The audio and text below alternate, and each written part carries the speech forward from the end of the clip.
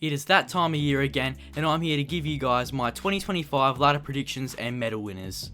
Before we do get into the video, it'd be much appreciated if you do like up the video and subscribe to the channel. Enough wasting your time, let's just get straight into it. To start off, in 18th position for the Wooden Spooners of 2025, I've got the Richmond Tigers. Now, I think most people in the community have the Tigers last. Let's be real, they should be finishing last in 2025. But they obviously did pick up in the draft the number one pick in Sam Laylor. But unfortunately, he did injure himself in the preseason, and I think he's out for half the season, I'm pretty sure. Not only that, but they have lost heaps of talent in Shea Bolton, Liam Baker, and Jack Graham. All moved clubs over to the West, as well as Dusty's retirement. I seriously don't see the Tigers do anything this year. I seriously just don't see them doing anything. They're going to get 2 wins at most, and yeah, they're going to finish last for me. Now, this one could be a little bit of a hit or miss, but I'm going to go with the D's in 17th. We all know they obviously didn't have a great end to the 2024 season, and I have a feeling that they're going to bring that form into 2025.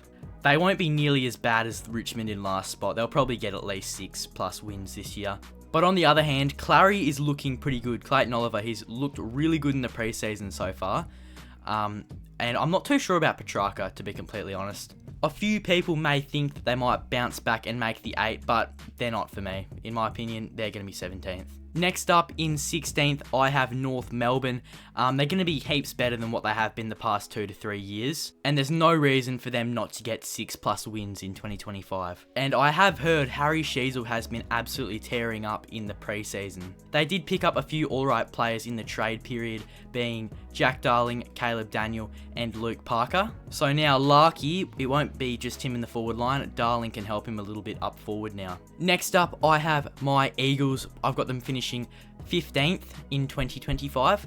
They got some amazing pickups in the draft, with obviously their first pick that they did take. I think pick 16, they got Bo Allen, WA's best draft prospect, as well as picking up an amazing forward in Job Shanahan, but they were only their first 2 picks.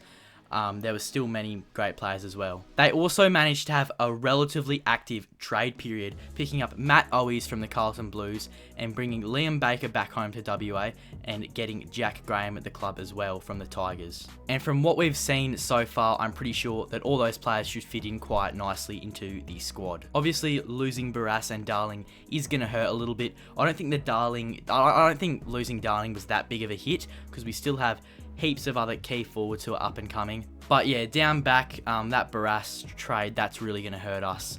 But yeah, for me, we're going to finish 15th. Now, in 14th, I have Gold Coast. I know it's very low, and I really wish I could put them higher, but in my opinion, there are just 13 other clubs that, on paper, I think look better at the moment, even though this is arguably the best squad Gold Coast have ever put together. Matt Rowell and Noah Anderson should have some good years coming out of that midfield, kicking to a big, tall forward in Mac Andrew, who should slot a few goals for them. But the big thing is for the Suns is they really need to get better at playing away. Because I believe last year, I think that all their away games, I think they went 0-9 to start off with their away games, I'm pretty sure. And once again, I really wish I could put them higher, but I just think I'm going to have to put them in 14th this year. Now we've got the Doggies. Obviously, that injury with Bont is really going to hurt in their midfield department. But the Dogs have a pretty bad injury list, including Cody Waitman, the Bont, which I just mentioned before, Jamari Ugle-Hagan, and Liam Jones. And some of the players that they traded away, such as McRae and Daniels, that could really hurt their squad as well. And overall, as a whole, I think the Bulldogs are going to have a bit of an off year in 2025, and I have them finishing 13th.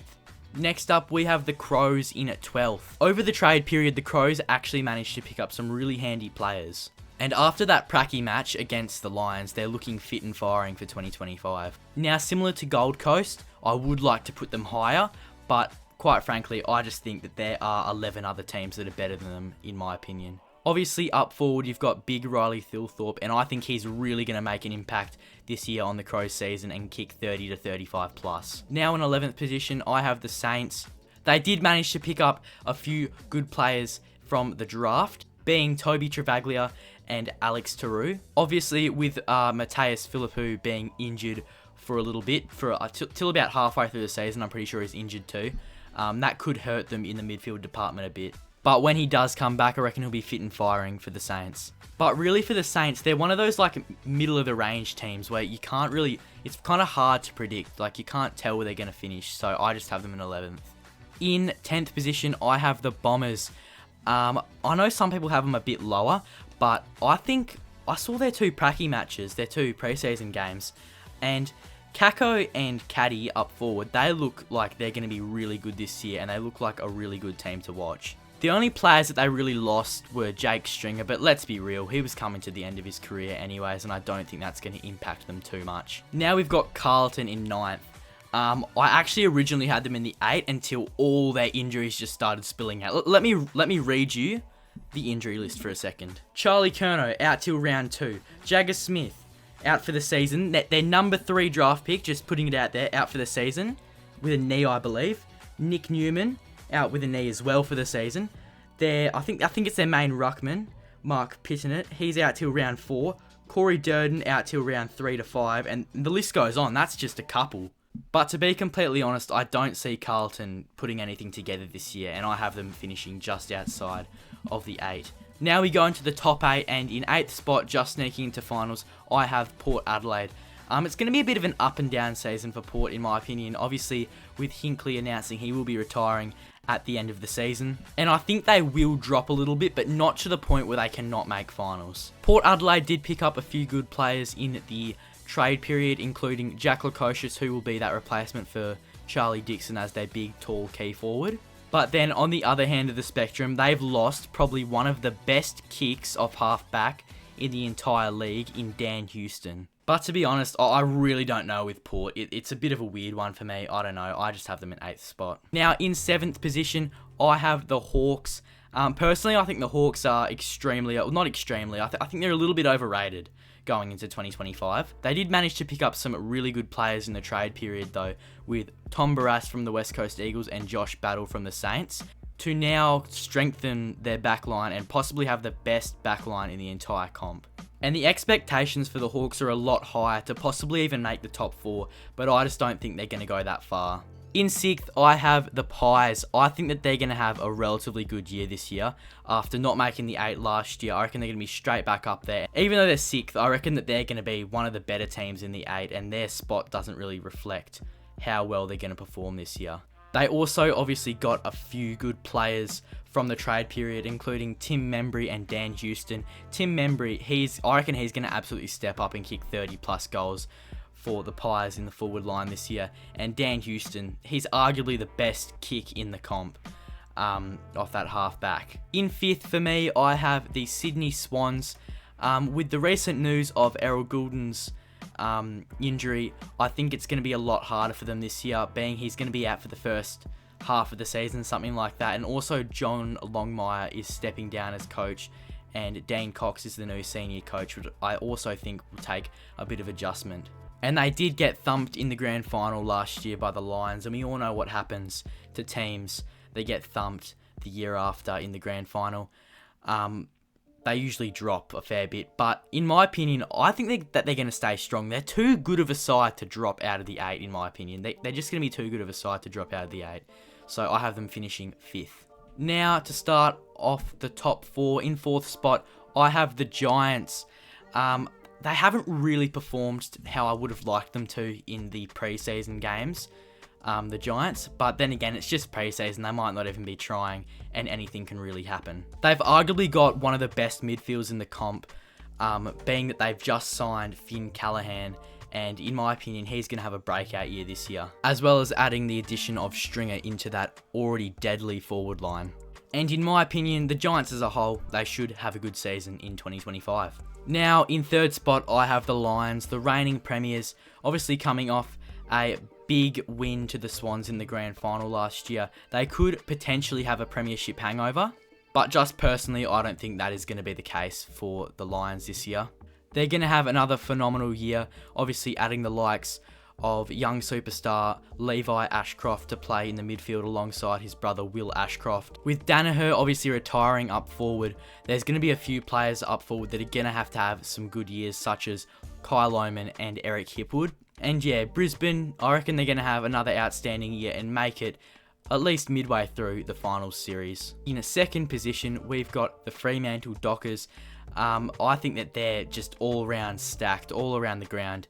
Obviously, up forward, you've got the two big key forwards in Jai Miss and Josh Tracy, who I think is going to have a breakout year. Josh Tracy, actually, to be honest, he arguably had a breakout year last year, but he's going to kick at least 40 plus goals for Freo this year. And then it only gets better from there with the midfield. Obviously, young gun Hayden Young, and then Andrew Brayshaw and Caleb Sarong, who could possibly win the Brownlow this year. They've also got some lovely run along the wing with Jeremy Sharp. Obviously, last year they had a major drop off. They were in the top 4, and then the last 5 rounds, they didn't even make finals. So they went from being in the top 4 to not even making finals in the last 5 rounds.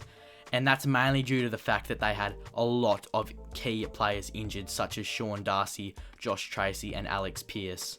But in my opinion, it all changes in 2024, and they're going to shoot up the ladder to second and possibly win their first ever grand final. Now, in first spot, if you've been tracking along, you know who it is. It's the Geelong Cats. I feel like most people have the Geelong Cats as their minor premiers. It's the obvious answer, being that their team just on paper, and like it just looks the best. Like, in general, their team just looks the best out of any team in the comp by a fair bit. Obviously, adding the likes of Bailey Smith, that only enhances their list even more. But yeah, for the Cats, I don't really have much to say about them. I just think that they're going to have a phenomenal year and finish first. Now it is time for the 2025 medal winners. So for the medals, I've got Rising Star, the Coleman Medal, and the Brownlow Medal. We'll start off with the Rising Star. And for the Rising Star this year, I think Isaac Kako. He just looks like just such an exciting player to watch. Watching those 2 practice matches, especially the Essendon one where he kicked 4 or 5 goals or something. And alongside Nate Caddy as well, they're both going to have outstanding seasons in 2025. But yeah, for me, Isaac Kako is definitely going to win it this year. Now, since I have Fremantle so high, I think their big man, Josh Tracy, is going to win the Coleman in 2025. He's going to have an outstanding year and kick 65 plus goals, I reckon. Or we'll say 60 to 65 plus goals and win the Coleman. If Freo have a really good year and finish top 4, I think Josh Tracy gets the Coleman for me. And now for the Brownlow, I'm going to go super basic. Obviously, I think 90% of people will have this player as their Brownlow. I've gone Nick Dacos. Eventually, if you just keep saying Nick Dacos is going to win the Brownlow year in year, he's eventually going to win one, let's be real. He might even win 2 in his career, you never know. But yeah, for me, I got Nick Dacos. He just, for me, is the best player in the comp. He's easily the best player, and he wins the Brownlow in 2025. I hope you guys did go on to enjoy my ladder predictions and medal winners for 2025. Let me know down in the comments your ladder and your medal winners, because I would be very interested. So I hope you guys did go on to enjoy today's video, and I'll see you guys in the next one. Cheers.